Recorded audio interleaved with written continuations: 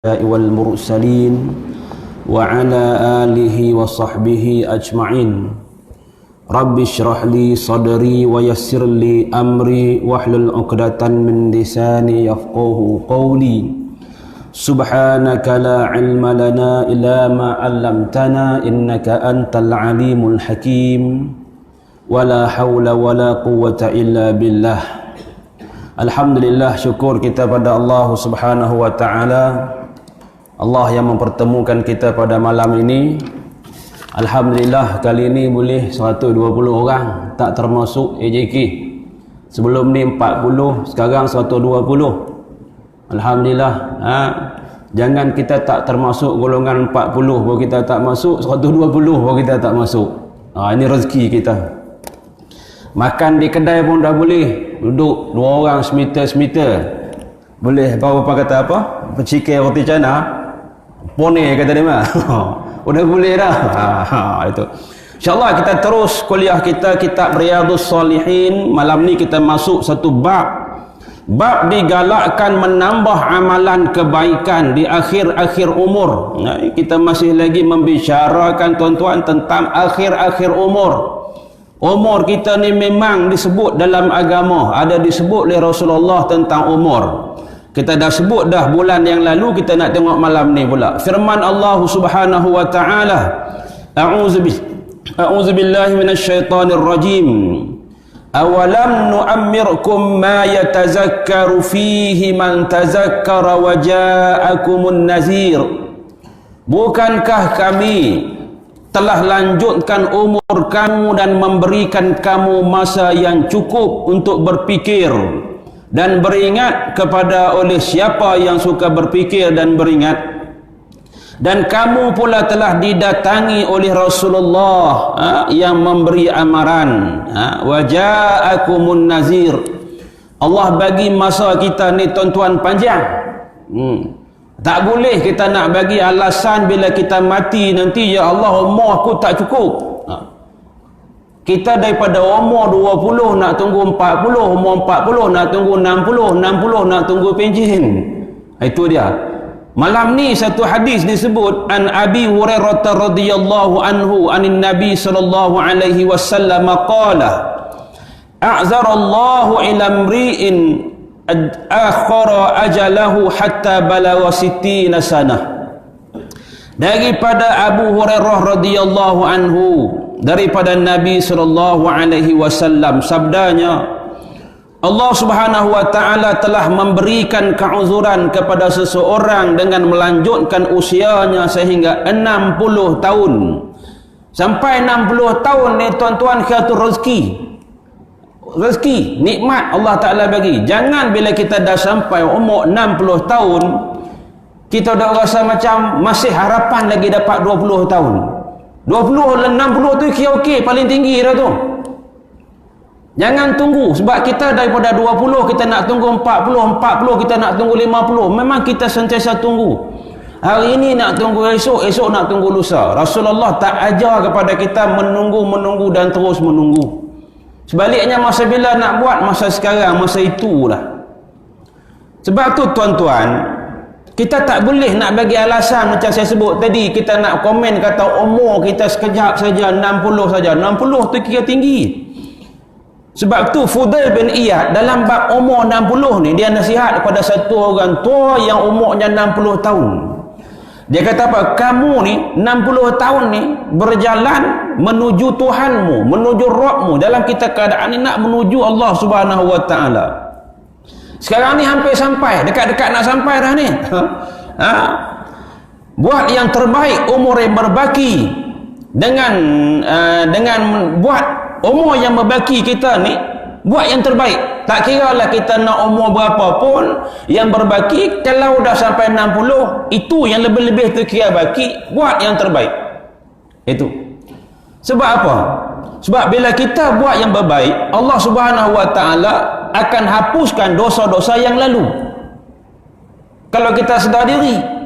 Tapi kalau kita umur 60 tahun pun masih lagi buat benda yang tak baik, man tala umuruhu wa sa'a amaluhu, umurnya panjang, dah sampai 60, perangai macam budak-budak lagi, tak ada buat hasanat, maka orang yang begini kamu pasti dihukum dosa-dosa yang lalu, dosa yang akan datang kamu buat, yang lalu pun dihukum juga tanpa kamu taubat. Ini kena ingat tuan-tuan. Umur 60. Jadi kita sekarang ni hadis ni sebut Siti Nasanah, aku 20 baru, jangan, bukan tentu esok kita hidup. Itu dia. Dan hadis terusnya, yang hadis yang ke-115. An Ibn Abbas radhiyallahu anhuma qala kana Umar radhiyallahu anhu yudkhiluni ma'a asyakhi Badrin faka'anna ba'duhum wajada fi nafsihi faqala lam yadkhulu hadza ma'ana walana abna'u mithluhu faqala Umar innahu min haitsu alimtum fada'ani zata yaumin fa'adkhalani ma'ahum fama ra'aitu annahu da'ani yawma izin illa liyuriyahum. Takat tu dulu. Daripada Ibnu Abbas radhiyallahu anhumah. Tuan-tuan, ilmu hadis ni kita akan dengar satu dia kata ilmu matan, satu ilmu sanad. Ilmu sanad ni kalau dia kata biasanya kalau satu orang Ibnu Abbas kita kata radhiyallahu anhu. Kalau perempuan radhiyallahu anha. Dua orang radhiyallahu anhuma, ramai radhiyallahu anhum. Tapi bila sebut Ibnu Abbas radhiyallahu anhuma, kita kata moga Allah Taala meredai keduanya. Siapa keduanya? Bila satu orang ayahnya tu baik, berperanan mendidik anak-anak jadi orang yang soleh, keduanya maksudnya dia dan ayahnya, maka berkekalanlah selama mana baca hadis duk sebut radhiyallahu anhuma, ayah dia pun dapat. Itu. Dia kata apa? Satu, Ibnu Abbas begitu, Sayyidina Umar radhiyallahu anhu membawa aku masuk ke dalam majlis orang dewasa yang menyertai peperangan Badar. Sebahagian daripada mereka seolah-olah hendak marah, lalu berkata Abdurrahman bin Auf, kenapa engkau sahaja yang dibawa masuk? Kenapa Abdullah sahaja yang dibawa masuk ke dalam majlis kita? Padahal kami juga ada mempunyai anak-anak yang sebaya dengannya. Sayyidina Umar pun menjawab, sesungguhnya hanya itu sahaja yang kamu ketahui. Pada suatu hari, Sayyidina Umar memanggil dan membawaku masuk majlis bersama-sama mereka. Apa yang aku dapati bahawa tujuan Sayyidina Umar memanggilku di hari itu hanya untuk mempertontonkan, memperlihatkan diriku kepada mereka. Cerita ni tuan-tuan, Ibnu Abbas, Abdullah Ibnu Abbas, satu hari Sayyidina Umar bawa dia masuk dalam satu majlis orang dewasa. Majlis orang besar-besar lah. Sini yang mana kita kata budak-budak tak layak nak masuk. Orang dewasa pun orang-orang yang terpilih sahaja. Dalam dalam untuk persidangan Badar pula tu, kita kata parlimen lah, memang orang yang ada cop, orang yang ada nama. Satu hari Sayyidina Umar bawa masuk Ibnu Abbas ini, Abdullah Ibnu Abbas. Dia kanak-kanak lagi, remaja lagi, umur baru belasan tahun. Jadi yang lain tu dia tengok pasal apa Sayyidina Umar bawa masuk Ibnu Abbas ni. Kami pun ada anak bayar macam ni juga, umur macam ni juga, pasal apa buat masuk dia ni majlis orang besar-besar ni. Itu. Satu hari Sayyidina Umar bawa masuk mai sekali lagi. Yang Ibnu Abbas tahu kali ni Sayyidina Umar ni nak perlihatkan aku pada orang-orang dewasa tu. Qala ma taqulu fi qawlihi Allah Ta'ala. Kemudian Sayyidina Umar kata lagi, itu je yang kamu tahu tentang dia ni. Ibnu Abbas ni kecil, budak lagi, yang lain pun tak tahu. Qala ma taqulu fi qawli Allah Ta'ala iza jaa nasrullahi wal fath faqala ba'duhum umirna nahmadullaha wa nastaghfiruhu iza nusirna wa futiha alaina wa sakata ba'duhum falam yakul syai'a faqala li akazalika taqulu ya ibn Abbas faqultu la Qala fama taqul? Qultu huwa ajalu Rasulillah sallallahu alaihi wasallam a'lamuhu Allah lahu. Qala iza jaa nasrullahi wal fath wa zalika alamatu ajalika fasabbih bihamdi rabbika wastaghfirhu innahu kana tawwaba. Faqala Umar radhiyallahu anhu ma a'lamu minha illa ma taqulu. Faham ah? Tak payah urat dah. Maknanya tuan-tuan, dalam majlis orang dewasa, orang yang berpengalaman dari sudut umur, usia dan ilmu, yang pernah hidup sama dengan Rasulullah, para sahabat tu, dalam satu persidangan tu, Sayyidina Umar tanya. Dia tanya, apa pendapat kamu semua mengenai firman Allah Subhanahu wa taala, iza jaa nasrullahi wal fath? Lah aku tanya Sayyidina Umar ni, semua yang senior, yang lama-lama, yang hebat-hebat ni nak tanya apa pendapat kalian tentang ayat Allah ni, iza jaa nasrullahi wal fath. Maka kami sebahagian daripada mereka menjawab, kami diperintahkan memuji Allah dan memohon keampunan semasa kami diberi pertolongan dan kemenangan.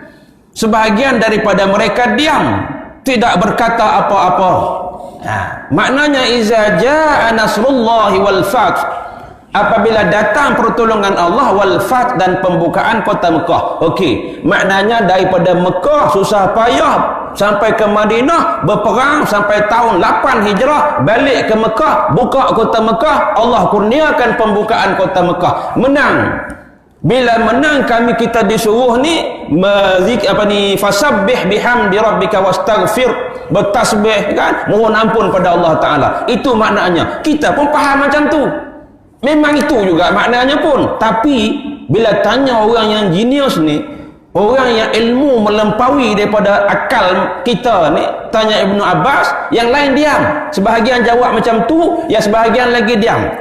Kemudian Sayyidina Umar, dia tanya, apa pendapatmu wahai Ibnu Abbas? Sayyidina Umar berkata kepadaku, Ibnu Abbas, adakah engkau berpendapat sedemikian wahai Ibnu Abbas?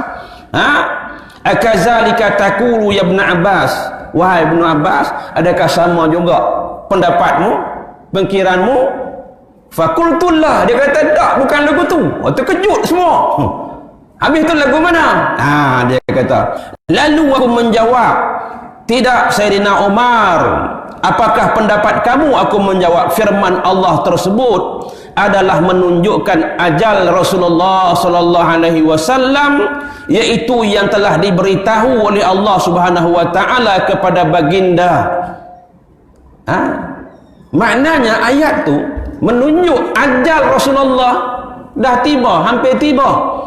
Bila kota Mekah dah dapat ditawan, dibuka, kemenangan dah ada, menandakan Allah Subhanahu wa taala dah ambil Rasulullah sallallahu alaihi wasallam. Ini orang bijak ni. Dan kata Ibnu Abbas lagi, bahawa ayat itu menjadi tanda bagi ajal kamu juga, bukan pada Rasulullah saja, pada kamu juga.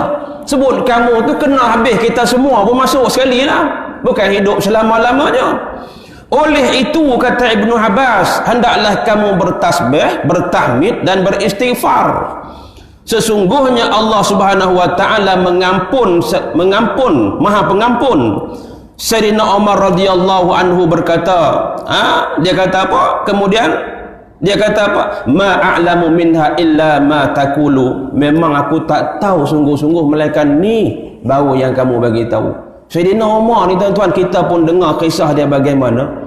Tapi dia punya rendah diri di hadapan Ibnu Abbas ni, sampai dia kata, aku memang betul-betul tak tahu, sampai yang kau sebut ni aku tahu. Oleh Allah SWT. Okey, bila kita dulu saya baca hadis ni tuan-tuan, kita rasa macam sekali lalu je, macam zuk tak berapa nak ada. Bila kita kaji balik, kenapa memang kita tak nafikan setiap sahabat Nabi ni, setiap seorang tu dia ada kelebihan dia masing-masing. Kelebihan dari sudut memeluk Islam, kelebihan dari sudut kelebihan yang Allah Ta'ala bagi, tiap seorang tu dia ada. Tapi dalam hadis ni, dalam ramai-ramai sahabat dicerita Sayyidina Umar bawa Ibnu Abbas masuk dalam majlis ni. Apa ada pada Ibnu Abbas ni? Rupanya yang ada pada Ibnu Abbas ni tak ada pada orang lain barangkali. Rupanya memang hebat, memang luar biasa. Satu orang yang paling bijak, paling cerdik. Itu dia Ibnu Abbas ni. Kita tengok siapa Ibnu Abbas yang sampai disebut dalam hadis ni. Sayyidina Umar sampai bawa dia masuk dalam majlis orang dewasa yang orang lain tak boleh masuk. Ibnu Abbas ni, kisah yang berlaku Ibnu Abbas ni tuan-tuan, bukan dia umur 40. Dia umur 13 tahun ke bawah. Dia lahir 3 tahun sebelum hijrah. Dengan betul 3 tahun sebelum hijrah, bukan 3 tahun sebelum lahir, selepas lahir Rasulullah. 3 tahun sebelum hijrah. Waktu Rasulullah sallallahu alaihi wasallam wafat umur 63, dia baru berumur 13 tahun. Makna umur dia dengan Rasulullah tu berapa puluh tahun? 90? 50 lah. 50 tahun. Bayangkan kalau tuan-tuan umur 50 tahun tengok budak-budak umur 13 tahun. Lebih kurang macam tu.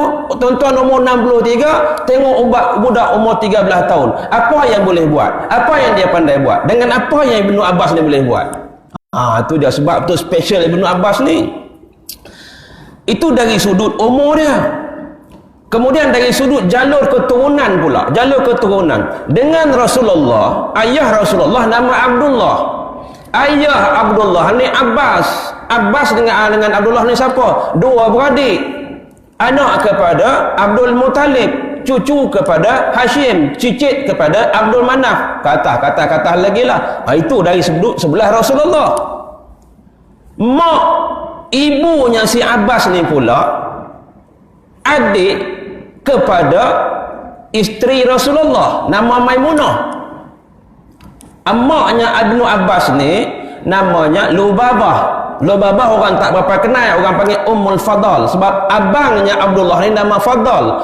Orang Arab ni maknya ni biasanya di bangsa digelar disandarkan kepada anak dia yang sulung, Ummu Fadal. Dia tak kata Ummu Abdullah, Ummu Fadal sebab abang dia nama Fadal. Walaupun anak Abbas Abdullah ni lebih berketerampilan, tapi disandarkan kepada Fadal, Ummu Fadal. Dari maknanya dari sebelah mak dia pun kena dengan Rasulullah, dari sebelah ayahnya pun kena dengan Rasulullah. Dari sebelah maknya iaitu isteri Rasulullah tu, mak saudara si Abbas ni, Abdullah bin Abdul Abbas ni. Dari sudut Rasulullah pula sepupu. Nampak ah? Bila macam tu tuan-tuan, rapat lah, tentu rapat. Waktu dia di Madinah ni umur lebih kurang 4 tahun 5 tahun, dia selalu pergi rumah Rasulullah. Pergi, kadang-kadang tidur pun di rumah Rasulullah. Abdullah bin Abbas ni tidur. Bila duduk di rumah Rasulullah sallallahu alaihi wasallam tu tuan-tuan, dia dah macam orang dewasa dah. Dia punya halaba, dia punya tamak nakkan ilmu tu umur 5 ke 6 ke 7 tahun tu. Sampai satu hari dia tidur di rumah Rasulullah. Rasulullah ni kalau waktu malam Rasulullah bangun nak beribadah, akan ada sahabat sediakan air untuk wuduk, segala kelengkapan Rasulullah dah disediakan. Tapi malam tu Abdullah yang sediakan. Umur baru 6 tahun, 5 tahun 6 tahun.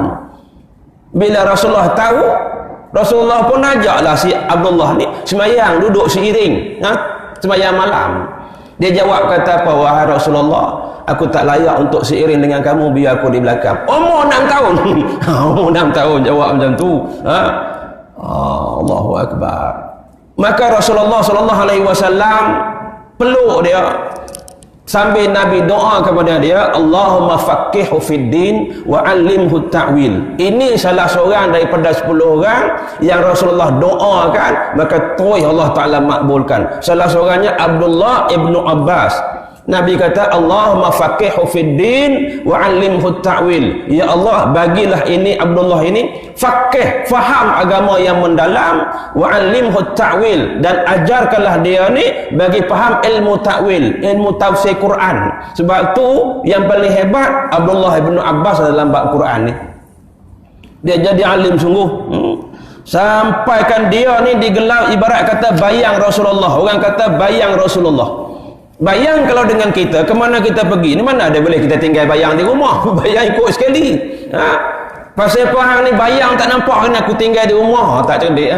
Bayang dia ikut sekali. Ibaratnya macam tu. Mana ada Nabi ada dia. Mana Rasulullah pergi ada dia.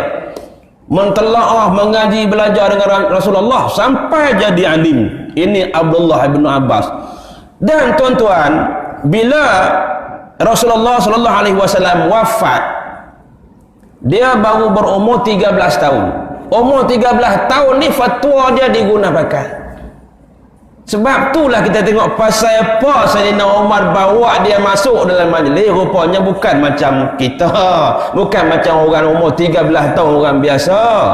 Dia luar biasa ilmu Allah Ta'ala bagi dekat dia. Sampai Sayyidina Umar kata, annahu fatal kuhul lahu lisanun sa'ul wa qalbun akul. Dia ni Ibnu Abbas ni satu orang kanak-kanak remaja yang memang layak untuk duduk dalam majlis orang dewasa. Dia punya lisan dia tu banyak memberikan ilmu. Kemudian dia punya fikiran hatinya tu pula memang banyak berfikir, banyak mencetuskan idea-idea yang orang lain tak tahu. Ini Ibnu Abbas. Dijadikan pakar rujuk umur 13 tahun lagi dah. 13 tahun kita baru dah step burung main gasing. Seluar pendek lagi. Itu. Dan tuan-tuan, dia punya halaba minat pada ilmu Abdullah bin Abbas ni. Bila dia dengar kata ada satu orang sahabat ni ada simpan hadis, dia akan pergi rumah orang tu. Dia pergi satu buah rumah tu, tuan-tuan, ada satu syekh, dia duduk depan pintu sampai orang tu selesai habis semua buat kerja. Dia dengar habuk-habuk padang pasir, baru tuan tu kata, dia kata apa? Dia kata, ya Allah, wahai sepupu Rasulullah, kamu ni keluarga Rasulullah. Apa hal susah payah mari kemari, kalau panggil sekali pun pasti aku pergi rumah kamu. Dia jawab apa? Ilmu itu didatangi. Ya, ilmu itu mendatangi. Maknanya aku nak ilmu, aku kena mendatangi ilmu, bukan ilmu yang mendatangi aku. Ni tuan-tuan, ini. Sebab tu kita ilmu, kita kena pulun sungguh-sungguh, kita cari. Dia tak cari kita ilmu ni, kita kena cari dia. Cari cara macam mana pun, kita pergi kepada dia. Jauh ke dekat ke, lebih lagi macam kita ni bukan jauh pun, dekat rumah. Itu dia. Ada satu kisah lagi, dia pergi rumah Zaid bin Sabit, dia pergi jumpa Zaid bin Sabit. Zaid bin Sabit ni semua orang tahu, satu orang penulis wahyu. Ulama Madinah terkenal Zaid bin Sabit ni. Lalu bila dia ni ulama, kita bayangkan Abdullah bin Abbas ni pergi ziarah ulama, nak tuntut ilmu, nak minta tuntut ilmu. Bila Zaid ni nak naik kenderaan, dia tahan kaki dia ni supaya Zaid ni naik. Abdullah bin Abbas tadi tahan, ampu suruh naik. Lalu Zaid kata, Zaid tak tergamuk. Dia kata, ya Allah wa Rabbi, dia kata, kamu ahlul bait, kamu keluarga Rasulullah, kenapa begini kamu perlakukan kepada aku? Zaid kata, Abdullah kata, beginilah kami diajarkan untuk menghormati ilmuwan kami, ulama kami, guru kami. Itu. Sedangkan kamu ini keluarga Rasulullah, kata Zaid. Kemudian Zaid balik, pegang tangan dia balik, cium tangan dia balik. Apa ni? Dia kata, macam ni pula kami diajarkan untuk hormati keluarga Rasul Nabi kami. Dua-dua hebat, tuan-tuan. Ini dua-dua hebat. Bila satu hari dia meningkat dewasa, Abdullah ni umurnya panjang sampai umur 71 tahun. Dia riwayatkan lu ada 1660 buah hadis. Rumah dia ni diceritakan macam universiti, kampung dia tu. Bezanya kalau universiti tu pengajarnya banyak, pensyarahnya banyak. Zaman dia seorang je. Tiap hari di rumah dia penuh, di jalan-jalan, kadang-kadang sampai sesak orang pergi nak mengaji. Dia akan bangkit, dia akan selesai ambil wuduk, panggil dulu segolongan masuk, dia akan jawab semua. Kemudian keluar syekh ni, masuk syekh lain pula. Mulanya selesai ilmu Quran dulu, kemudian ilmu fiqh, kemudian ilmu, macam segala ilmu dia bagi. Yang ni balik sebarkan. Ini Abdullah ibnu Abbas. Baru kita tahu pasal apa Sayyidina Umar bawa dia masuk dalam majlis. Tentu ada sebabnya. Dan Sayyidina Umar dikatakan lagi, al-alimu kabirun wa in kana saghirun. Orang alim itu besar, dianggap besar walau wa in kana saghirun, walaupun dia ni budak aja, walau dia ni kecil. Bila ada ilmu banyak, kita pun macam tu. Kalau orang tu lebih muda daripada kita, walaupun dia budak, maka kena letak taraf dia ni tinggi. Sebab Allah bagi kelebihan pada dia. Lebih-lebihlah kalau dia tua kepada kita. Okey. Dan wa fi riwayatin li Muslim, kana Rasulullah sallallahu alaihi wasallam yukthiru an yaqula qabla an yamuta subhanakallah wa bihamdika subhanaka wa bihamdika astaghfiruka wa atubu ilaih. Menurut riwayat Muslim daripada Sayyidina Aisyah adalah Rasulullah sallallahu alaihi wasallam membanyakkan bacaan sebelum baginda wafat, subhanakallah wa bihamdika astaghfiruka wa atubu ilaih, yang bermaksud maha suci engkau wahai Allah, dan dengan pujian engkau aku minta ampun kepada engkau dan aku bertaubat. Yang ni nak ajar kepada kita. Kalau kita ni tuan-tuan, umur dah tahap kita ni, rasa-rasa ibadah lain dah buat dah, semayang, puasa semua dah buat, sedekah, aku nak buat apa lagi sampai tak tahu nak buat apa. Ni dia bagi tahu. Rasulullah ni akhir-akhir hayatnya, akhir-akhir umur baginda, dia perbanyakkan sebut subhanaka wa bihamdika astaghfiruka wa atubu ilaih. Sebut yang ni banyak-banyak. Dan wa fi riwayatin lahu kana Rasulullah sallallahu alaihi wasallam yukthiru min qawli subhanallah wa bihamdihi astaghfirullah wa atubu ilaih. Ni riwayat yang lain pula. Menurut riwayat Muslim lagi lain adalah Rasulullah sallallahu alaihi wasallam telah membanyakkan menyebut subhanallah wa bihamdihi astaghfirullah wa atubu ilaih. Tu dia. Ini nak ceritakan kepada kita dalam bab zikir ni, boleh sebut mana-mana satu zikir. Tuan-tuan bawalah. Rasa macam banyak zikir ni ustaz, mana satu nak bawa? Bawa yang mana satu pun tak apa, bawa semua sekali pun tak apa. Dan Rasulullah sallallahu alaihi wasallam bila akhir-akhirnya tu tahun ke-7, 8 sampai wafat Rasulullah, banyak sebut yang tadi tu subhanakallah, astaghfiruka wa atubu ilaih. Dalam riwayat yang lain, contoh kawan ni kata, ustaz saya tu tak berapa nak ingat, tapi saya biasa duk bawa sebut la haula wala quwata illa billah. Boleh ke tak? Silakan, tak jadi masalah. Boleh. Sebab apa? Sebab Rasulullah bagi tahu kepada Abdullah bin Qais, "Qul la haula wala quwwata illa billah fa innaha kanzun min kunuzil jannah." Wahai bin Qais, perbanyakkanlah sebut ni la haula wala quwwata illa billah, kerana kalimah ini adalah gedung daripada gedung-gedung syurga. Silakan bawa. Berapa banyak terpulang. Kawan ni pula kata, ustaz saya suka sebut subhanallah, alhamdulillah, wa la ilaha illallah, Allahu akbar. Silakan bawa, tak jadi masalah. Sebab disebut di situ Rasulullah bagi tahu ahabbal kalami ilallah arba'un, 4 perkataan, 4 kalam yang Allah Subhanahu wa taala paling suka. Apa dia? Subhanallah, walhamdulillah, wa la ilaha illallah, Allahu akbar. Ini. Kemudian la yadurruka bi ayyihinna bada'ta. Tak jadi masalah kalau kamu nak mulakan yang mana satu dulu pun. Tapi kita dah terbiasa bawa subhanallah, subhanallah, walhamdulillah, wa la ilaha illallah, Allahu akbar. Silakan. Jadi tuan-tuan, tak ada perkataan, tak ada kalimah yang kata aku dah habis amalan nak buat dah ni. Ni banyak sebut nak ni. Sebut sampai bila? Sebut sampai mati. Dah mati sebut pelik lah pula kan. Ni sebut sampai mati. Mudah ceritanya. Jadi pula kata saya suka sebut subhanallahil azim, subhanallah wa bihamdi. Ada juga hadis dia. Apa dia?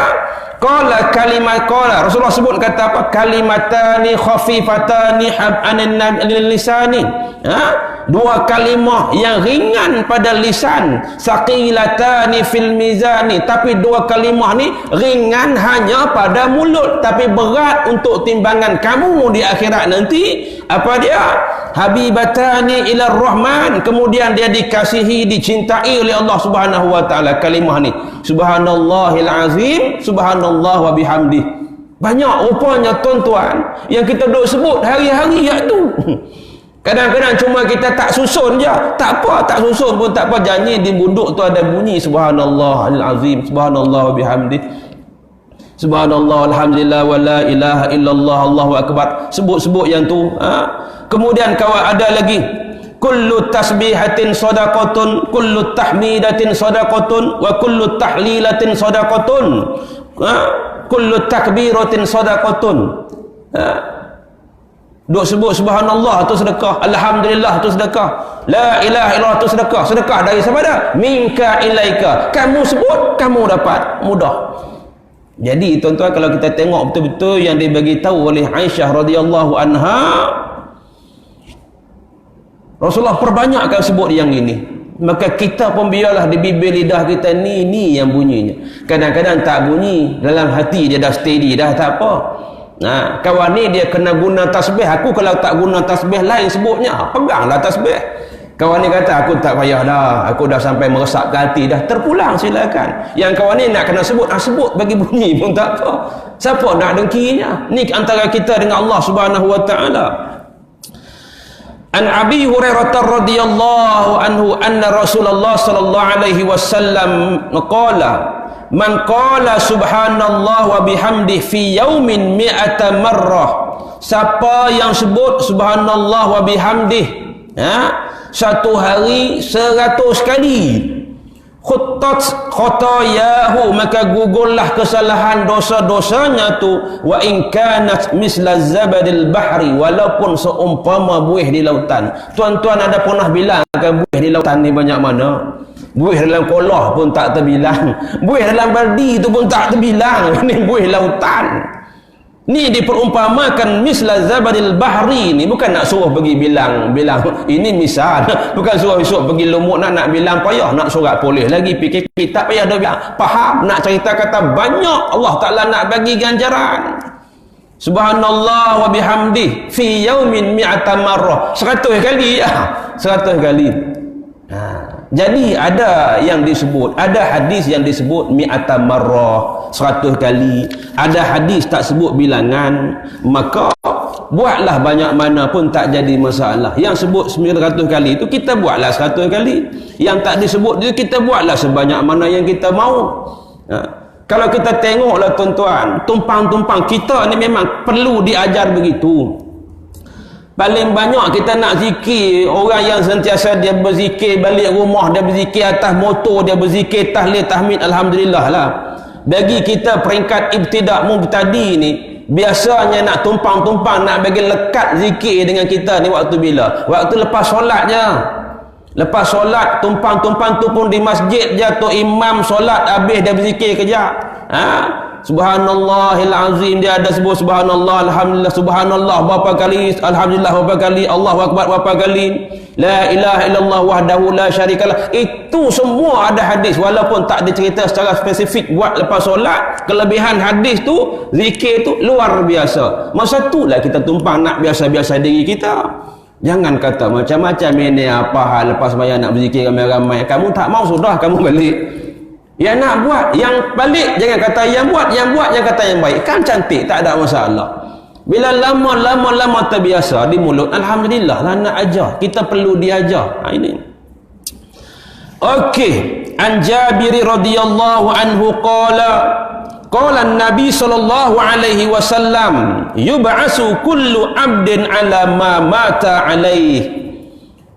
Daripada Jabir radhiyallahu anhu katanya, bersabda Rasulullah sallallahu alaihi wasallam, dibangkit, yub'asu ni dibangkit, ba'asa bangkit, yub'asu dibangkit.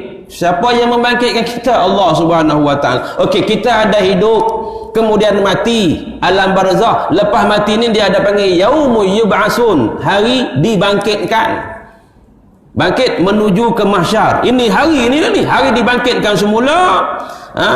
Dibangkitkan tiap-tiap hamba itu sesudah mati mengikut keadaan tatkala hidup. Muslim, riwayat Muslim. Kita semua ni bila kita bangkit, Allah mati, Allah bangkitkan. Macam mana cara kamu hidup dulu?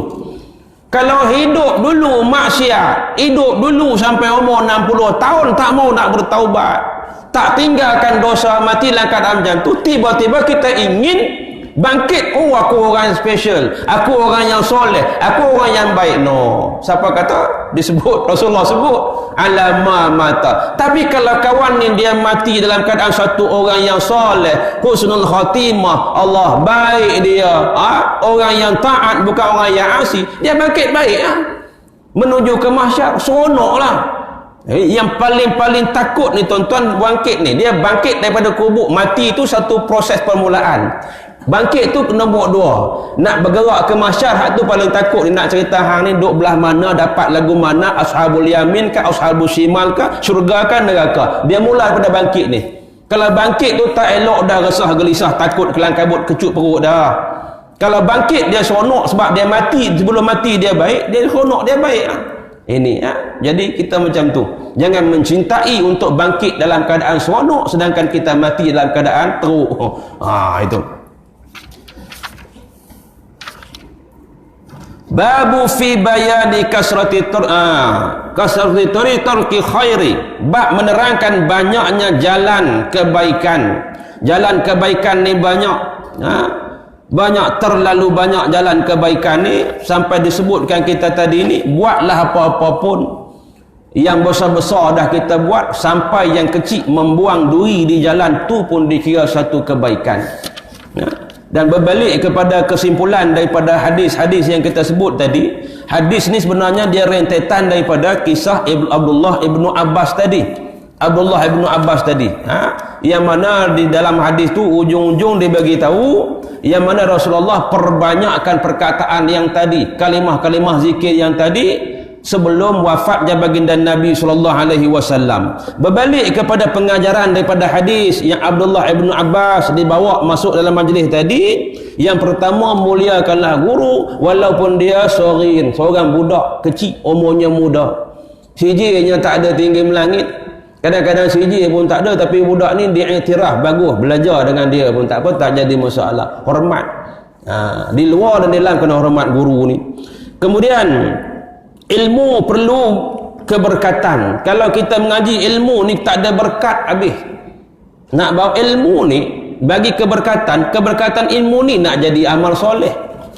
Kalau ilmu tak berkat, salah satu daripada nakkan ilmu yang berkat, hormat guru. Hormat guru, hormat majlis ilmu, sangka baik dengan guru, bersungguh-sungguh dalam menuntut ilmu. Itu salah satu tandanya. Dan ilmu itu dicari, bukan ilmu mencari kita. Sebab tu hadis, man salaka tariqan yaltamisu fihi ilma sahalallahu lahu bihi tariqan ilal jannah. Siapa yang pergi, Nabi kata, siapa yang pergi keluar mencari ilmu, Allah permudahkan dia jalan ke syurga Allah. Bukan ilmu mari kita pergi cari. Mengenangkan ulama-ulama dulu tuan-tuan, yang dari Malaysia pergi ke Patani, pergi ke Aceh, kemudian sambung pergi ke Mekah, naik kapal laut pergi 3 bulan, balik 3 bulan. Kadang-kadang sempat balik, yang meninggal sana pun ada. Kadang pergi tak balik-balik, balik tak pergi-pergi. Zaman tu karang kitab, berpuluh-puluh kitab, sampai hari ni kita mengaji. Bayangkan pahala demo tu sampai hari ni dapat. Jadi kita tak sampai tahap mengarang kitab, kita dengar kitab, kita beramalkan kitab pun cukup dah. Termasuk dalam kalangan orang yang menuntut ilmu, mencari ilmu. Last sekali ikut mana pun kena ingat, ilmu kerana Allah Subhanahu Wa Taala. Ngajar ilmu kerana Allah, belajar ilmu kerana Allah, mempelajari, mengamalkan ilmu pun kerana Allah, lillahi ta'ala, satu je. Bincang jauh panjang lah pula kalau mengajar dan belajar bukan kerana Allah ni, lain jadinya pula kan. Kok mana pun yang tu wajib, yang tu mesti lillahi ta'ala, kerana Allah Subhanahu Wa Ta'ala. Kita tengok diri kita, jangan tengok orang lain. Bab lillahi ta'ala ni tak boleh tengok orang sebelah, tak boleh tengok orang depan. Fanzur ila nafsika, tengok diri aku, rasa terlencong sikit, astagfirullah. Rupanya astagfirullah ni besar faedahnya. Sebab tu benda ni payah kita nak sebut. Bila Rasulullah pun duk sebut tiap-tiap hari, baru kita rasa nak sebut astagfirullah alik sinta, maknanya aku tuntut, aku mohon ampunan darimu ya Allah. Rendahkan diri betul-betul, minta pada Allah Subhanahu Wa Taala, insya-Allah Allah Subhanahu Wa Taala bagi.